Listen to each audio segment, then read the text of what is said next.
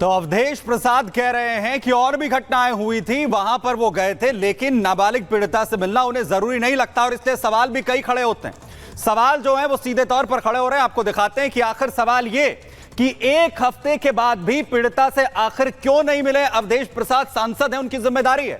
सवाल यह भी कि आरोपी मोहित को बचाने में आखिर क्यों अखिलेश और अवधेश प्रसाद लगे हुए हैं। वहीं डीएनए और नार्को की मांग यहां पर की जा रही है। आरोपी पर खुलकर आखिर क्यों नहीं बोल रहे हैं।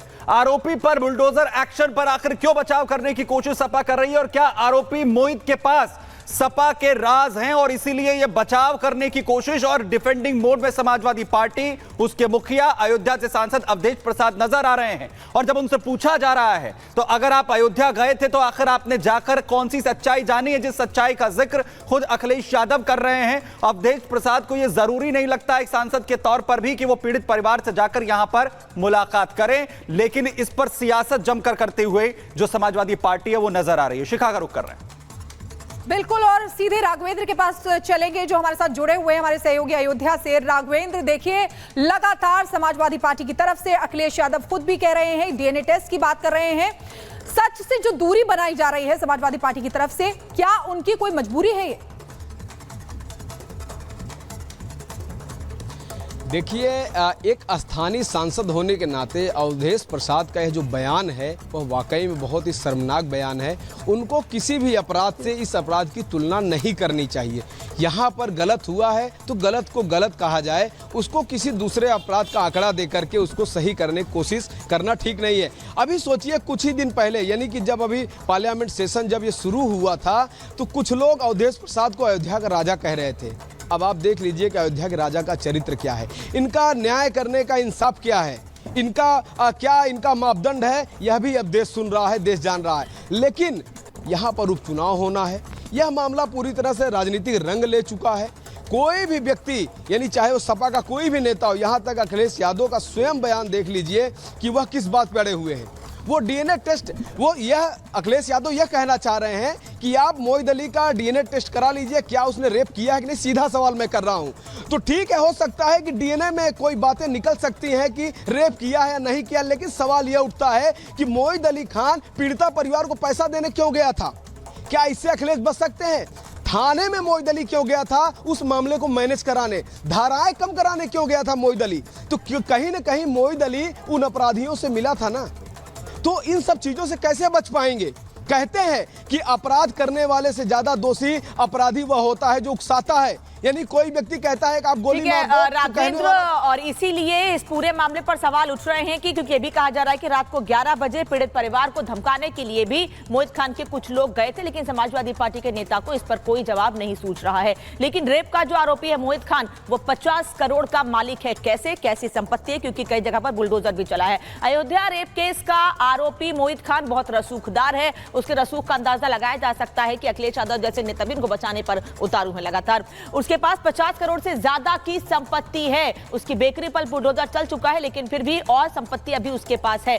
कई शॉपिंग कॉम्प्लेक्स है, आलीशान घर है और काफी जमीन है मोहित खान के पास। उसका रसूख इतना था कि उसके घर में पुलिस चौकी खुली हुई थी। शॉपिंग कॉम्प्लेक्स तो था ही, साथ ही घर में पुलिस चौकी खुली हुई थी। कोई अफसर मोहित पर सीधे एक्शन की हिम्मत नहीं करता था, लेकिन लड़की ने हिम्मत दिखाई और पूरा मामला बताया परिवार को। जब उसके बाद परिवार पुलिस के पास गया।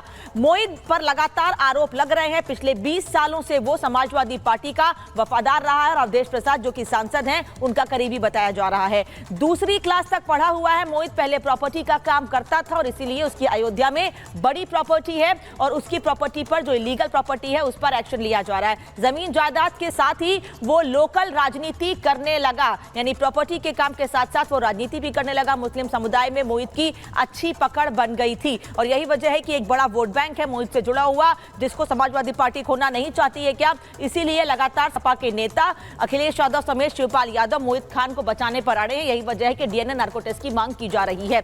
बढ़ते आगे इस खबर पर आगे आपको अपडेट देते रहेंगे। फिलहाल देखते हैं देश दुनिया की बड़ी खबरें 5 मिनट में।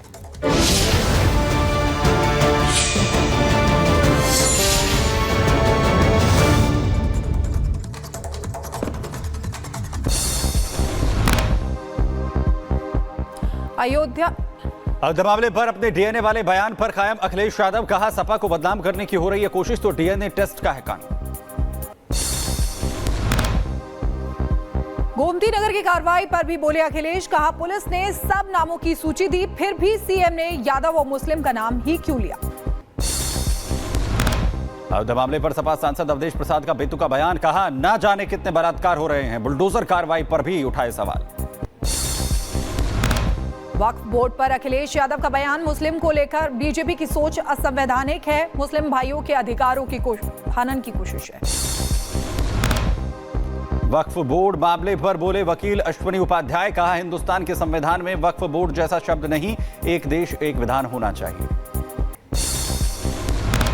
संविधान तो कहता है एक देश एक विधान, यानी जो कानून होना चाहिए वो सबके लिए होना चाहिए। भारत का संविधान रिलीजन के बेस पे कानून का बिल्कुल विरोध करता है। वक्फ विधेयक पर बोले समाजवादी पार्टी के सांसद रामगोपाल यादव, कहा सिर्फ मुस्लिम को परेशान करने की नीयत है। दिल्ली सरकार को सुप्रीम कोर्ट से झटका, एमसीडी में नियुक्ति मामले में सुप्रीम कोर्ट का फैसला, एल्डरमैन की नियुक्ति कर सकते हैं एलजी, दिल्ली कैबिनेट की सिफारिश बाध्य नहीं। रायबरेली में फर्जी जन्म प्रमाण पत्र मामले में 7 लोग गिरफ्तार हुए हैं। अब तक कुल 17 लोगों की गिरफ्तारी हो चुकी है। लैपटॉप, मोबाइल, अन्य उपकरण भी बरामद हुए हैं। शहजाद पूनावाला का कांग्रेस के वादित पोस्ट पर पलटवार, कहा आज जम्मू कश्मीर के लिए ब्लैक डे नहीं गोल्डन डे। इस एक फैसले से जम्मू कश्मीर के अवाम की और जम्मू कश्मीर की पूरी स्थिति परिस्थिति बदली है। आज लाल किले से लेकर लाल चौक तक तिरंगा लहराता है। जम्मू कश्मीर कांग्रेस का एक्स पर विवादित पोस्ट, 5 अगस्त को बताया काला दिन, 5 अगस्त को ही हटाया गया था 370।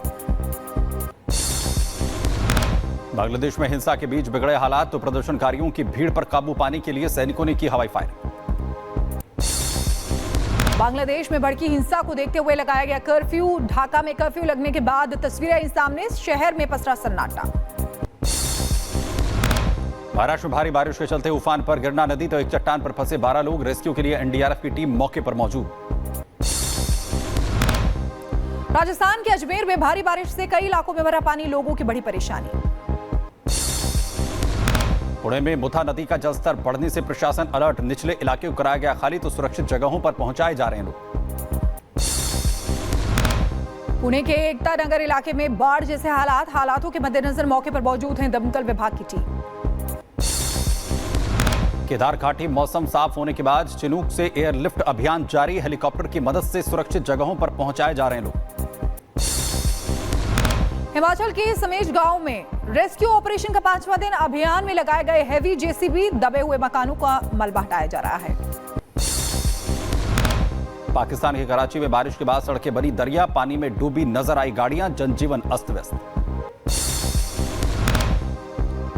सऊदी अरब में भारी बारिश के बाद बिगड़े हालात, सड़कों पर भरा बाढ़ का पानी, तैरती नजर आई गाड़ियां। अमेरिका के फ्लोरिडा में तूफान और बारिश से हालात बेकाबू, पानी में डूबा शहर, लोगों को करना पड़ रहा है परेशानियों का सामना। इटली के सिसिली में माउंट एटना ज्वालामुखी में भीषण विस्फोट, राख और धुएं की वजह से उड़ानों पर भी पड़ा असर। इंग्लैंड के टैम्बर्थ में आगजनी, दंगाइयों ने एक होटल में लगाई आग, भयावह तस्वीरें सामने आई।